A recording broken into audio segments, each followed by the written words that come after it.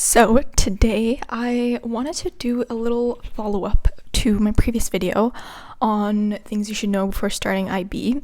I got a request to do a version for DP2, which I thought was a good idea, considering there is a lot that one might want to know before going into the most important year of your high school career so far. I have my iPad again, I want to say, that's why I might keep looking to the side. So yes, disclaimer, I am saying everything from my own experience. So keep in mind, this is just my perspective, given the subjects that I took and the school that I went to. The main difference I would say that you have now in DP2 compared to DP1 is the fact that you have IAs to do.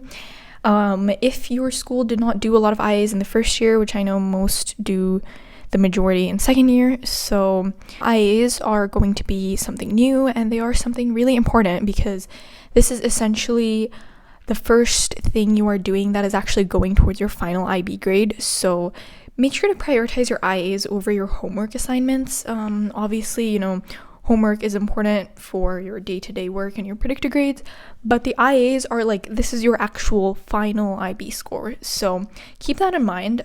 Do your IAs well, make lots of drafts, make sure to finish your drafts as soon as possible, get lots of teacher feedback. That's super important. I know it might feel annoying, but the sooner you finish your drafts, the sooner you can go and ask your teachers for feedback. So officially you're only allowed to get one round of feedback on your IAs, but you can get informal feedback after that. And essentially the thing is, your teachers are the ones that are grading your IAs apart from the external moderation, but they are controlling the majority of the grade. So you have to do what they actually want you to do rather than what you feel like you want to do.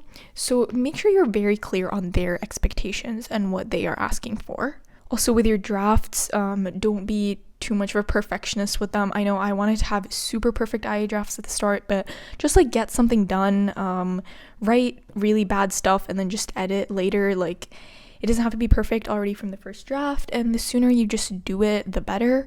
I know this is obviously easier said than done, especially when you have the intense IA period later on in the year, but at least while you can, make sure that you are putting in the necessary time into those.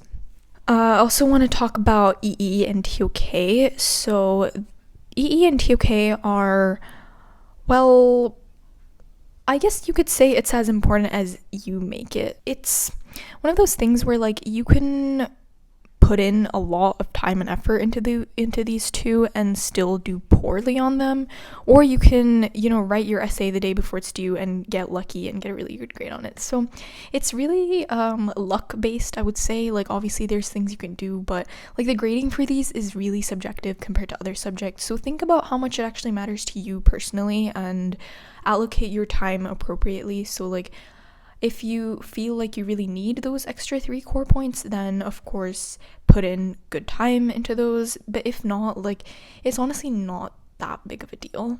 When it comes to predicted grades, if you haven't already gotten your predicted grades, then I would really encourage you to, if you want to increase your predicted grades, just go up to your teachers and tell them okay, I feel like I'm currently at say a 6 in this class, or I'm currently at a 5 in this class, and I really want to get a 7. What do you think that I can do to get there? And this shows, first of all, it shows that you care, which is obviously great.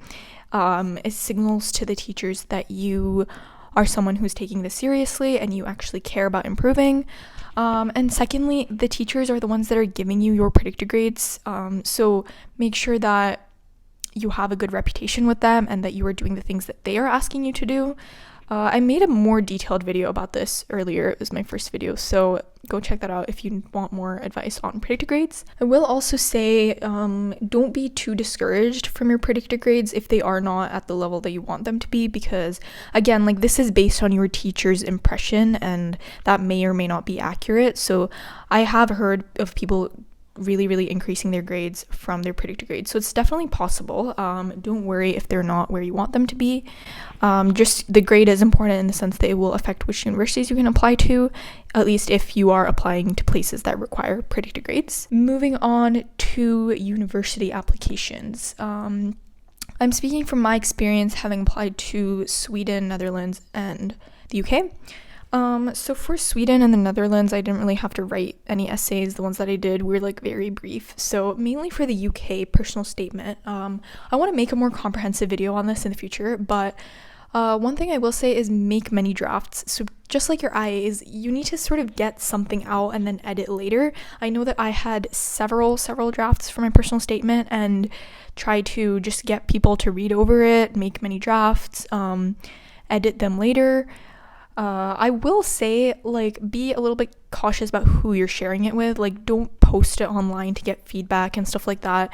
Make sure that it is someone you can trust and that they won't copy it. Often your counselors or your teachers can be a good option if they're acquainted with the UK system and you feel like they can give you good advice. Possibly the most important tip is take care of yourself mentally. Like, this is so important because DP2 is like such a journey. Like, it's hard, it's emotional, it's tiring, it's a lot. Like, there's a lot going on, and you really have to like make it easier for yourself by just being nice to yourself, and don't like worry so much over your grades, and know that like there's always place for improvement, there's always time for improvement. So just like don't underestimate those things, especially if you have really high academic goals. Then it is a lot of work and it does take a lot of commitment, but make sure to not abandon things like sleeping enough or working out, exercising, maintaining a good diet, and having like hobbies outside of school. Like, these are all really important things that will ensure you don't burn out by the time you do your final exams, because do remember that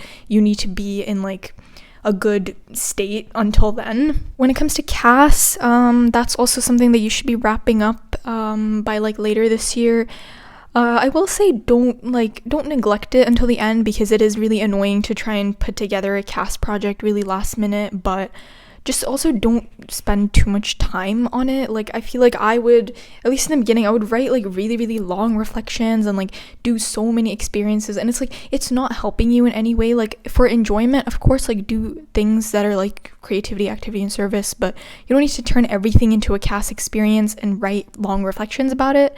One tip that I always recommend is voice typing your CAS reflections. So just like either upload the voice memo if you can do that, or just like use the like text, what is it called, like text to type or something, text to speech, use that feature. When it comes to studying for your final exams, remember that you have to prioritize what really matters, because realistically you cannot spend a huge amount of time on every single subject. This means that you have to sit down and think like, which subjects am I already good at? Which ones do I need to prioritize? Which ones am I currently struggling with and I need to improve my grades in?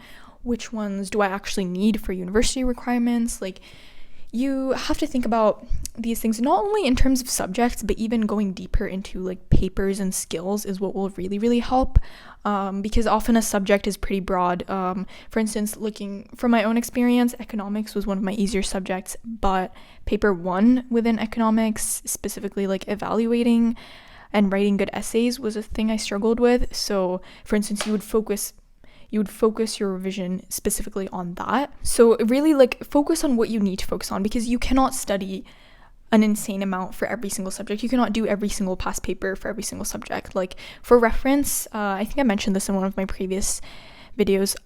So from March 1st all the way up to the exam day, for math I did 124 hours, and for Spanish I did 15 hours, and I ended up getting 7s in both of those subjects. So in that sense, I didn't allocate a lot of time to Spanish because I knew that it was one of my better subjects and it would be okay. Whereas for math, I literally failed my mock exams, so obviously I had to spend a lot of time on that. Speaking of mocks, mock grades, like, they don't matter. Again, like the mock grades, honestly, like your end of year exams that you did at the end of DP1 are more important than the mock exams that you do before the finals. So essentially it's like just a learning opportunity. Like, this is not going towards anything. Like, all you have to do is study for them really well and then pretend it's the final exam, do them, see where you went wrong, focus on those, get feedback, etc.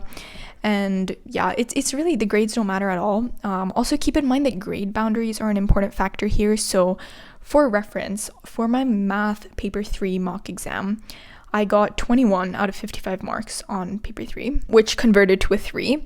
And then for my final exam, I got 28 out of 55 marks, which converted to a 6. So the boundaries are really different in that sense. So the actual grade is quite subjective. As for a general timeline, I would suggest starting with your exam revision after you're done with your IAs. So what I did is I made like a study spreadsheet, kind of like a little calendar, around December, and that's when I started studying for exams. So I was doing mainly math and biology, I think, were the ones that I was revising.